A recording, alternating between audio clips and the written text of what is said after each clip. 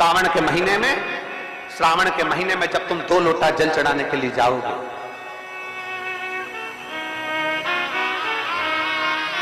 श्रावण के महीने में जब तुम 2 लोटा जल चढ़ाने के लिए जाओगे और 2 लोटा जल तक तुम अपने हाथ में लेकर चढ़ाओगे, जिस दिन तुम्हारा चित्त में मन में आ जाए कि आज मैं विश्वनाथ नहीं गई हूं, मैं सावन के महीने में मैंने विश्वनाथ का दर्शन नहीं करा है, सावन के महीने में मैं काशी नहीं गई, सावन के महीने में मैं गंगा के घाट पर नहीं गई, जिस दिन सावन के महीने में तुम्हारे मन में आ जाए, 2 लोटा जल लिया, शंकर जी को चढ़ाते हुए अपने मन में विचार कर लिया कि मेरे विश्वनाथ, मैं तुम्हारे दरवाजे तो नहीं आ सकी, पर मेरे जल में अगर बल होगा तो इस जल को आप वहां से यहां आकर स्वीकार कर लोगे। वो विश्वनाथ पूरे साल शिव जी को 1 लोटा जल चढ़ा, सावन का पहला दिन लगे 2 लोटा जल चालू कर दो, श्रावण के पूरे महीने 2 लोटा जल अपने घर से लेकर जाओ, और अपने घर से जब जल लेकर जाओ तो ये विचार कर कर जाना, आज मैं शिव को काशी में, आज मैं शिव को केदार में,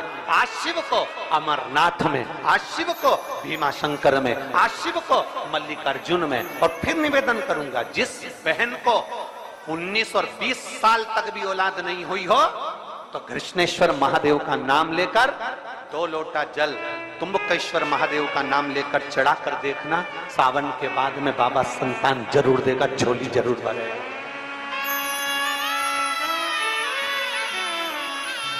कहीं नहीं जाना, अपने नजदीक में, अपने घर के पास में, अपने मोहल्ले में, अपनी गली में, अपने चौराहे पर, अपने घर के पास में जो शिवालय हो, जो शंकर का मंदिर हो, वहां जाओ, 2 लोटा जल समर्पित करो। और फिर निवेदन करूंगा, जल से ज्यादा जरूरी है मेरे भोलेनाथ जी के मंदिर की सफाई करना। अब कीचड़ चालू हो जाएगा, पानी चालू हो जाएगा, सावन का महीना चालू हो जाएगा, अपने साथ एक कपड़ा लेकर जाओ, बाबा के मंदिर को पूरा साफ कर कर, बाबा के शिवलिंग का स्नान कर कर, बेलपत्र निर्माल्य जितना पड़ा है उसको उठाकर कहीं विसर्जन के लिए, किसी नदी तालाब बावड़ी में नहीं, किसी कुएं में नहीं, निर्माल्य तालाब में, नदियों में, बावड़ी में डालने के बाद वो निर्माल्य सड़ता रहता है, नदी नाले का पानी सूखता रहता है, उसमें कीचड़ इकट्ठा हो जाता है, उस निर्माल्य को इकट्ठा करो, गाड़ी में भरो, किसी एक खड्डा खोदकर वहां दबाकर उसकी खाद तैयार करो, और बाद में बेलपत्री के वृक्ष के नीचे उसको डालते रहो। पर ध्यान रखना कि निर्माल्य हमें नदी तालाब बावड़ी कुएं में नहीं डालना, उसको एकत्रित करना है। शिव के मंदिर की जितनी सफाई कर सकते हो, शंकर के मंदिर को जितना साफ कर सकते हो, शंकर के मंदिर को जितना निर्मल कर सकते हो, उतना करो।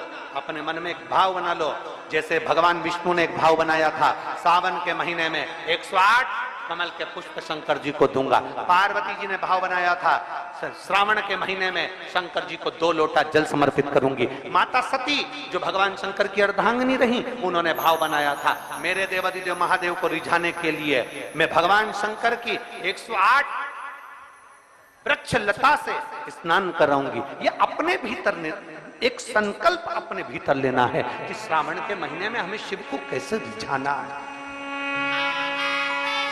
शंकर को कैसे प्रसन्न करना है, शंकर को कैसे प्रकट करना है, शंकर को कैसे प्राप्त करना है, शंकर को कैसे अपना बनाना है। श्रावण में एक होड़ लगती है, श्रावण के महीने में एक होड़ लगती है,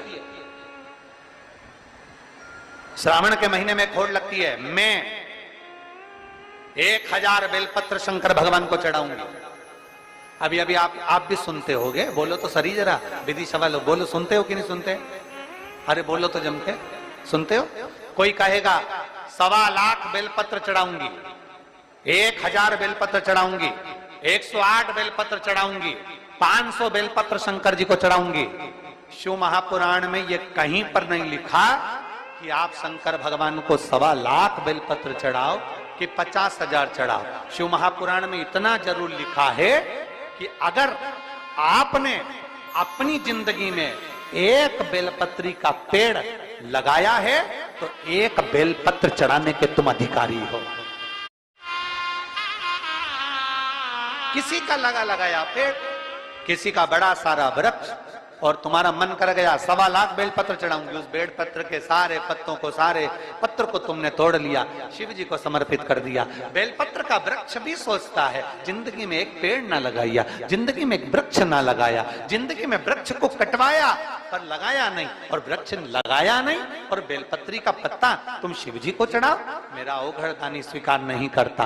ध्यान देना, अगर शंकर को बेलपत्र चढ़ाने का शौक रखते हो और अपने मरने के बाद भी शंकर के मंदिर में बेलपत्र चढ़वाना चाहते हो तो एक बेलपत्र का वृक्ष लगाने का संकल्प लेकर अपने जीवन को आगे बढ़ो कि हम भी एक बेलपत्र का वृक्ष लगाएंगे, जिससे हमारा वो लगाया हुआ वृक्ष का बेलपत्र भगवान देवादिदेव महादेव को समर्पित हो सके, भगवान शिव को चढ़ सके।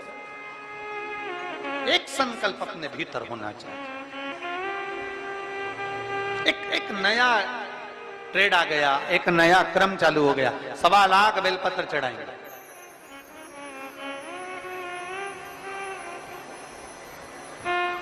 कहां से लेकर आए? तो कहा भगवान नारायण ने 108 कमल के दल भगवान शिव को समर्पित करे थे।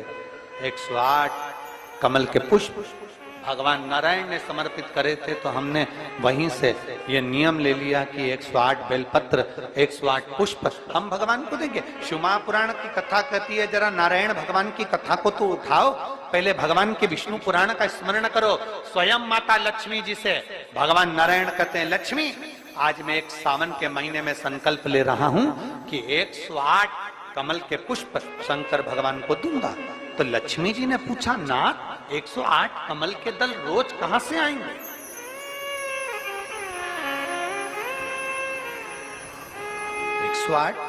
कमल के पुष्प रोज कहां से आएंगे? ये प्रतिदिन इतने सारे पुष्प, प्रतिदिन इतने सारे फूल जो हमें भगवान देवादिदेव महादेव को समर्पित करना है, तो ये 108 कमल के पुष्प कहां से आएंगे? इतना सारा कमल का पुष्प कहां से आएगा? स्वयं मेरे नारायण विष्णु पुराण में वर्णन करते हैं, लक्ष्मी आप और हम पहले इस जलाशय में, सरोवर में कमल के पुष्प प्रकट करेंगे। कमल के पुष्प प्रकट करने के बाद फिर हम 108 कमल के पुष्प भगवान देवादिदेव महादेव को समर्पित करेंगे। ये हमें सीखना चाहिए। शंकर भगवान को चढ़ाने के लिए कमल का पुष्प जब भगवान विष्णु तोड़ते हैं और भगवान शंकर को समर्पित करते हैं, उससे पहले मेरे नारायण कमल के पुष्प को पहले जल में रोपित कर कर उसका विकास करते हैं, उसमें कमल का पुष्प को पैदा करते हैं, जन्म देते हैं, और फिर उस कमल के पुष्प को शंकर जी को चढ़ाते हैं। ये हमारे भीतर होना चाहिए। एक बेलपत्र शंकर जी को चढ़ाऊंगी, 100 बेलपत्र शिव जी को चढ़ाऊंगी, 1.25 लाख बेलपत्र शंकर भगवान को चढ़ाऊंगी, पर चढ़ाने से पहले इतना अंदाजा लगा कर रखो, क्या हमने एक बेलपत्र का वृक्ष लगाया है? क्या हमने बेलपत्र का पौधा लगाया है? और अगर बेलपत्र का वृक्ष लगाया है तो हम शंकर जी को एक बेलपत्र चढ़ाने के अधिकारी हैं। अगर हम नहीं लगा पाए तो इस बारिश में हमें संकल्प लेना चाहिए कि हम बेलपत्री का पौधा लगाएंगे और एक वृक्ष को तैयार करेंगे, जिससे एक बेलपत्र शिव को समर्पित हो।